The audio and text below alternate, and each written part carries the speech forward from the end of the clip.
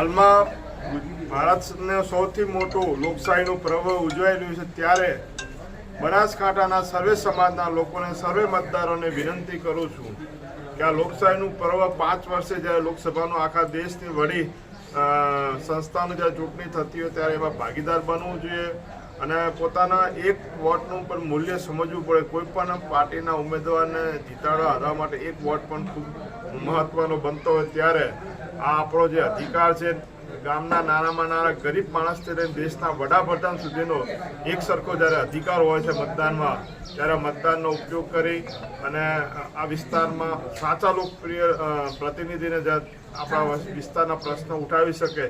એના માટે કરીને લોકોએ મતદાન કરવું જોઈએ. આપના માધ્યમથી હું બનાસકાંઠાના લોકોને અપીલ કરું છું. આજે પડાદર મુકામે જ્ઞાનીબેનના ચૂંટણી પ્રવાસના કાર્યક્રમ માટે અને પ્રચાર માટે અમે સૌ થરાદ તાલુકાના કોંગ્રેસ પાર્ટીના આગેવાનો પડાદર મુકામમાં આવ્યા છે. સર્વ સમાજના લોકો જોડે બેસી એક ચર્ચા કરી છે અને પ્રચાર કર્યો છે અને આગામી સમયમાં 7મી તારીખે જ્ઞાનીબેનને જંગી બહુમતી જીતાડવા માટે બનાસની બેન જ્ઞાનીબેન ગરીબોની બેલી